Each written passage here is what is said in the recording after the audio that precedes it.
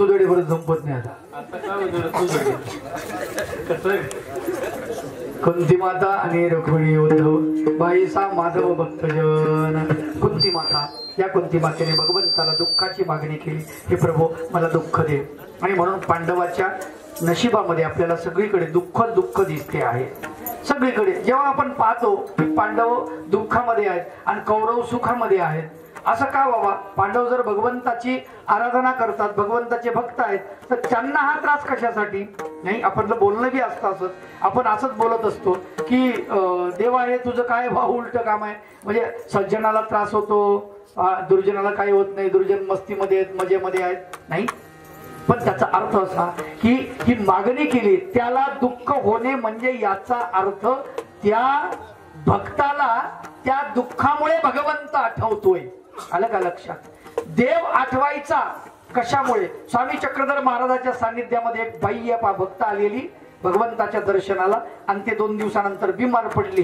बिमार पडल्यानंतर तिची मुलगी होती, ती देवाच्या दर्शनाला आली 2 दिवसानंतर. भगवंत म्हणाले, बाई तुम्ही भिक्षेलाही गेला नाहीत माधुगिरीला आणि आमच्या दर्शनाला आले नाही का? बुवा म्हणे आई बिमार पडली. बाबा आमची आई बिमार पडली त्याच्यामुळे मी येऊ शकले नाही. मग भगवंत म्हणतात की तुम्ही जा भिक्षा मागायला, मी तिच्याकडे जातो तुमच्या आईकडे. मग भगवान श्री चक्रधर प्रभू त्या बाईकडे गेले, तिचं नाव लहामाईसा. आणि गेल्यानंतर नगर जिल्ह्यातली गोष्ट आहे पहा. गेल्यानंतर ती अशी ओट्यावरती झोपलेली आहेत आणि भगवंताला पाहिलं, चक्रधर भगवंताला, उठून बसले. भगवंत म्हणले, बाई झोपा, उठू नका. कशाला उठता? झोपा. अशक्ताला विधी नाही, तुम्ही अशक्त आहात. अशक्त माणसाला काही विधी नसते, नमस्कार वगैरे केलाच पाहिजे असं काही नाही, झोपा तुम्ही. भगवंत म्हणतात, चक्रधर भगवंत, बाई तुम्हाला काय पाहिजे ते मागा. काय काय पाहिजे ते मागा. आता आपल्यासारखा माणूस असता काय पाहिजे ते मागा म्हणल्यावर आपण तर म्हणलं असतं काही बी द्या. नाही, विचार करतो, यादी करतो, कठीण काम आहे की नाही? देव जर प्रसन्न झाला आपल्याला म्हणलं मागा, तर आपण यादी करू. नाही, आपण मंदिरात जातो, मंदिरात गेल्यानंतर खिशामध्ये हात घालतो, न चालणारे आपण 10 पैसे 5 पैसे काढतो, जे चालत नाहीत ते त्या देवावर ठेवतो आणि त्याच्या बदल्यामध्ये आपण मागतो देवाला. काय मागतो? 5 पैशामध्ये माझ्या मुलीचं लग्न झालं पाहिजे बघा हुंड्यामध्ये. आलं का लक्षात? मुलाचं लग्न लय मोठा हुंडा आला पाहिजे. अजून पोराला लवकरी लागली पाहिजे ती बगर डोनेशन न. शेजाऱ्याचं वावर विक्रीला निघालं, ते वावर आपल्याला कमी पैशात भेटलं पाहिजे. मागणी पहा, लक्षात घ्या, आपली मागणी असते अशा पद्धतीची. आणि देवाला फक्त काय? देवा धर्माला खोटा पैसा, गोटी सुपारी खिडकी. देवा धर्माला खोटा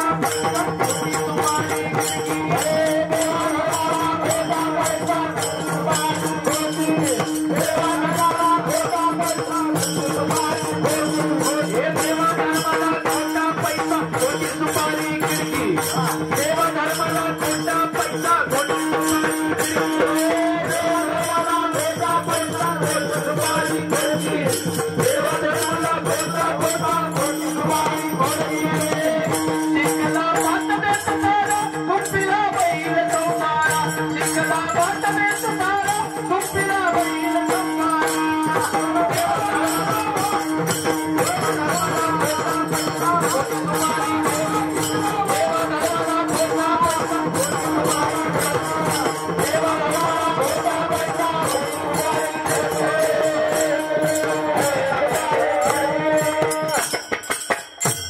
आपण देतो देवाला.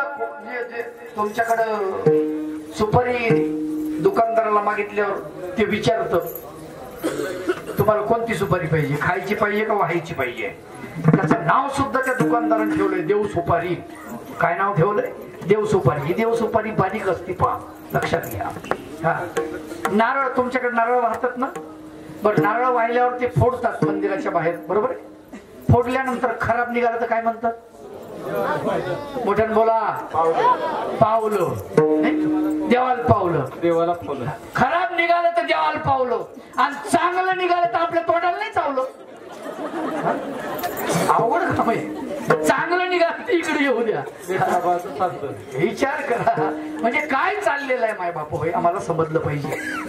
म्हणून संत काय म्हणतात, कुंती माता आणि रुक्मिणी उद्धव बाईसा माधव भक्तजन. देव म्हणतात बाई मागा त्या लहान माईसाला चक्रधर भगवंत. त्यावेळेला ती बाई काय म्हणते,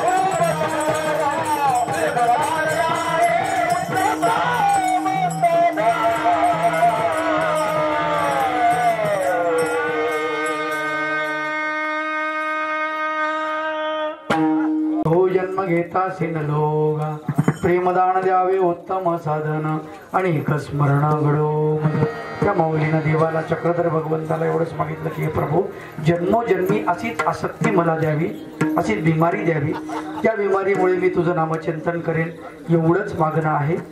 संत मागणी करतात की मना म्हणे तैसा संग द्यावा. आता जसा अर्जुनाला दिला, जसा द्रौपदीला दिला, जसा कुंती मातेला दिला, रुक्मिणी मातेला दिला, जसा उद्धव देवाला दिला, तसा मला संग द्या प्रभू राया भगवंता. बाकी मला दुसरा संग देऊ नका, त्यांच्यासारखा संग मला द्या.